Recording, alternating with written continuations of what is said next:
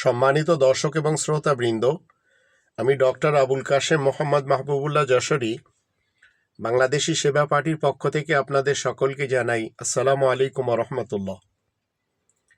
আল কোরআন ভিত্তিক শরিয়া আইন বিশ্বাসী মুমিন মুসলিমরা বাংলাদেশ জামাতে ইসলাম এবং অন্যান্য যারা ইসলাম তাওহীদ এসব নিয়ে চলেছে তাদের সকলকে বলতে চায়, ইসলামকে, তাওহীদকে, মুসলিমকে, কোরআনকে রাজনীতিতে হাজির করার ক্ষেত্রে আপনাদের সকলের সচেতন হওয়া দরকার, বিশেষ করে জামাত শিবির।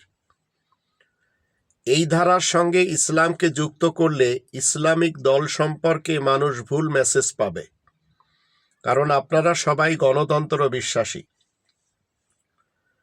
আপনারা যদি ইসলামিক রাজনীতি করতে চান তাহলে পুরোপুরি সেটাই আপনাদের করা উচিত।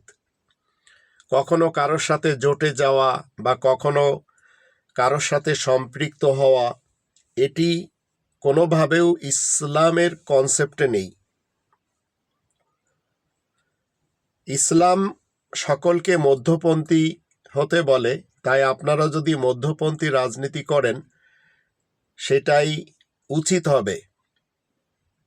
আর যদি আপনারা মনে করেন যে পলিটিক্যাল ইসলাম বলে কিছু আছে, তো পলিটিক্যাল ইসলাম বলে কিছু নেই। যেমন আমির হামজা চিল্লাচ্ছে এবং সে বলেই চলেছে সকালে একটা, দুপুরে একটা, বিকেলে একটা, আবার বল পাল্টায়। তো পলিটিক্যাল ইসলাম বলে কিছুই নেই। এই আমির হামজা জাতিকে বিভ্রান্ত করার জন্য ডাইরেক্ট বলে চলেছে কোরআনে 903 জায়গায় পলিটিক্স রয়েছে। এই ডাহা মিথ্যাচার শুধুমাত্র এই ভণ্ড যারা রয়েছে আমাদের দেশে এরাই করতে পারে। আবার তারিক মনোয়ার বলে চলেছে আফগানিস্তান হচ্ছে জামাত ইসলামের আরেকটি ভার্সন, তারা মওদুদিকে মানে, অথচ পুরো আফগানিস্তানে কেউ মওদুদিকে মানে না। ইসলাম কায়েম এবং শরিয়া আইন প্রতিষ্ঠার মাঝখানে কোনো কৌশল কাজ করে না, যদিও আমরা দেখতে পাচ্ছি এই ধর্মের দলগুলি সবাই বলেই চলেছে। এখন আপনারা যে কৌশলে মন্দিরে যাচ্ছেন, গির্জাতে যাচ্ছেন, আবার আপনারা যে কৌশলে ভারতকে পছন্দ করে চলেছেন, আপনারা মূলত জেনে শুনে ইসলামকে ক্ষতিগ্রস্ত করছেন। এই ক্ষতি থেকে আল্লাহ রাব্বুল আলামিন আমাদের সবাইকে হেফাজত করুন। একমাত্র এই বাংলাদেশি সেবা পার্টি যারা শরিয়া আইনে বিশ্বাসী এবং রব্বানির সংবিধান প্রতিষ্ঠা করার লক্ষ্যে কাজ করে চলেছে, অন্য কেউ আর নেই। হিজবুত তাওহীদের যে খুনি নেতা হুসাইন মোহাম্মদ সেলিম এবং তার স্ত্রী রুফায়দা পন্নী, এরা বলে চলেছে যে তৌহিদ ভিত্তিক রাজনীতি তারা করছে। তৌহিদ ভিত্তিক রাজনীতি বলুক, অথবা তারা যদি বলে যে আমরা এটি রাজনৈতিক দল আমাদের না, তো তৌহিদ ভিত্তিক শব্দটি তাদের কেন চয়ন করতে হয়েছে? এই খুনি হুসাইন মোহাম্মদ সেলিমের কারণে তার নিজের বাড়ির মসজিদে তার অনুসারীদের মরতে হয়েছে জ্বলে পুড়ে। তো এখন প্রত্যেকটি জায়গাতে এরা তৌহিদ শব্দটি ব্যবহার করছে।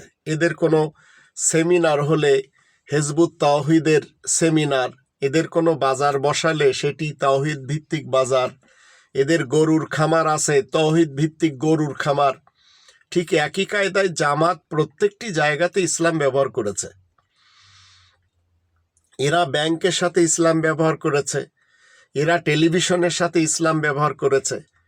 তো এই যে তামাশার রাজনীতি আমাদের দেশে আমরা দেখতে পাচ্ছি একের পর এক, বাংলাদেশি সেবা পার্টি মূলত কি চায়?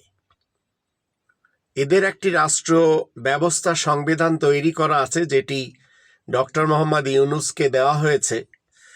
এখন কোরআনের ভিতরে যখন আমরা 16 নম্বর সূরা আন-নাহলের 90 নম্বর আয়াত দেখি, সেখানে বলা হচ্ছে নিশ্চয় আল্লাহ ন্যায় বিচার কায়েম করতে এবং কল্যাণময় জীবন ব্যবস্থা কায়েম করতে আর ঘনিষ্ঠ আত্মীয়দেরকে সাহায্য সহযোগিতা দানের জন্য হুকুম দিচ্ছেন।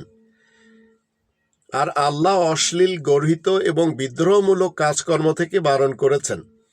আল্লাহ তোমাদেরকে ওয়াজ করছেন যেন তোমরা উপদেশ গ্রহণ করতে পারো। ইন্নাল্লাহা ইয়া'মুরু বিল আদলি ওয়াল ইহসান ওয়া ইতাই যিল কুরবা ওয়া ইয়ানহা আনিল ফাহশাই ওয়াল মুনকারি ওয়াল বাগই ইয়াইযুকুম লাআল্লাকুম তাযাক্কারুন। তো বাংলাদেশি সেবা পার্টির রাজনীতি হচ্ছে শরিয়া আইনকে প্রতিষ্ঠা করার লক্ষ্যে। এদের আসল লক্ষ্য এবং উদ্দেশ্য আর এই আয়াতকে কেন্দ্র করে এরা এগিয়ে যাচ্ছে। আপনারা যদি বাংলাদেশি সেবা পার্টির সাথে দেন তাহলে আপনারা জানবেন যে এরা শরিয়া আইনে বিশ্বাসী। শরিয়া আইনে বিশ্বাসী যখন এদেশের ৮২% লোক তারা শরিয়া আইন চায়, বাকিরা চায় না। তার ভিতরে বিএনপির মহাসচিব তিনি ডাইরেক্ট বলে দিয়েছেন বিএনপি শরিয়া আইনে বিশ্বাসী না। আবার আওয়ামী মুসলিম লীগ থেকে মুসলিম শব্দটি কেটে দিয়েছে।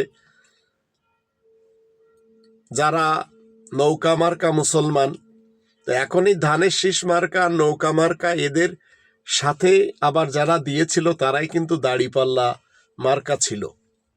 এখন তারা আলাদা হয়ে পূজা মণ্ডপে যে ভোট চাচ্ছে ভারতকে খুশি করার জন্য, যে ভারত তাতে হয়তো খুশি হবে এবং বলবে জামাতকে ক্ষমতায় আনা দরকার, কারণ হিন্দুদের জন্য খুবই তারা হিন্দুদের এক হিসেবে সহোদয় হয়ে ঘুরে বেড়াচ্ছে এই জামাত। অথচ ইসলাম যে জিনিসগুলিকে আপনার অনুমতি দিবে না সেগুলি নিয়ে বাড়াবাড়ি করার তো কোনো প্রয়োজন নেই। তো আপনারা একটু চিন্তা করে দেখুন বাংলাদেশি সেবা পার্টির সাথে দেওয়া যায় কিনা। যদি দেন তাহলে এরা ইনশাআল্লাহ এই দেশে শরিয়া আইন প্রতিষ্ঠা করবে by the name of Allah.